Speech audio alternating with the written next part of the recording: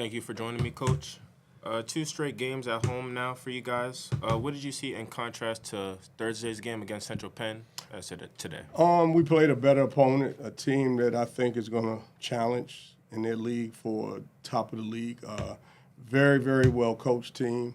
You know, they spread you around. They run very good offense. The game was a tale of two halves. Think about this. It was 45-34 the first half. They up, 11? And we scored 45 and they scored 36. So it was a tale of two halves. I'm going to say this, and I didn't say this a lot last year to my team, but I told them tonight I'm proud of how they competed. They fought back, never got too rattled, never got too down. It's hard to lose games like that, especially in front of your home crowd and, your family, loved ones, and everyone, and the student body, all you guys. It was tough for it. We got to, we fall down, we got to saying, we get back up. Now we got to get back up, and I like our effort. I like our gritty. I like everything I saw about this team other than last play. I mean, it happens, Hey, last man with the ball scores, so. Like you said, tale of two halves. You guys went on a big run immediately to start the second half. What was the tone like in the locker room at halftime? You don't want to know.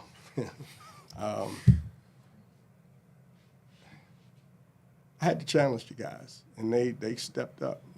We're a different team than last year. We have guys that's bought in. They're bought in, and I like what they're doing on and off the court. They're doing well in the class, but hey, that team should have beat Dayton. That team should have beat Maryland. Hey, we gave it our best, and last year we lost to them by 22. And these guys did not falter. So.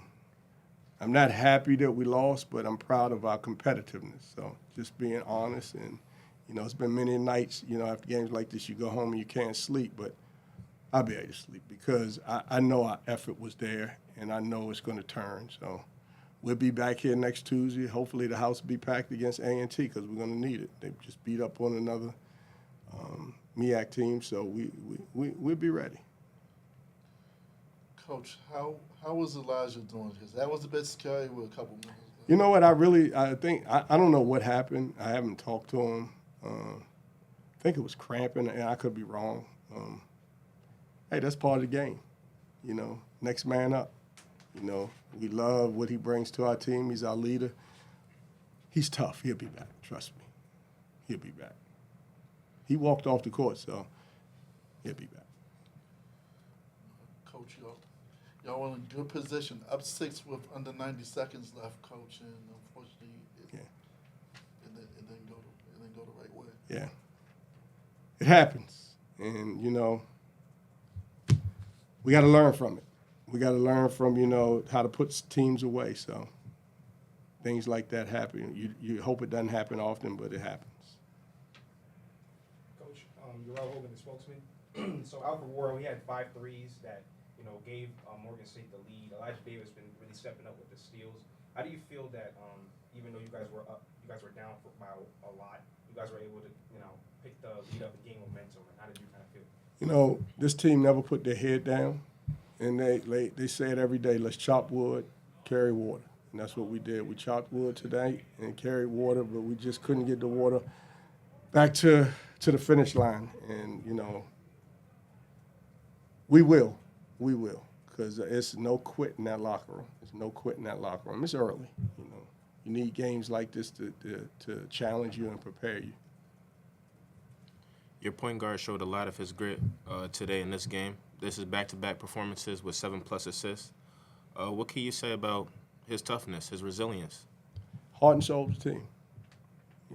We brought him here for a reason, and he is taking us to, he's leading us in every aspect. He's first in every sprint.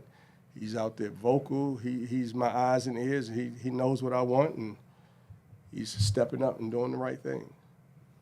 And I'm going to end it off here, Coach. 3 performances into the season so far. What can you say about the guys?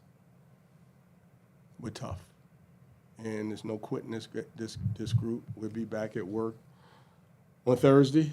You know, we'll be here supporting the women tomorrow, and you know, we're back to the lab. This is our lab. We'll be back in here working to get better and play on Saturday at Mercyhurst. Yes, sir. Coach, what do you learn? What does the team have to learn from moments like this, even though this is early in the season? I use the analogy, and most of you guys wasn't born during this, you know, back in the 70s, wild world of sports. This was the agony of defeat. Remember this feeling. That should make you want to work harder in practice, preparing for the next opponent.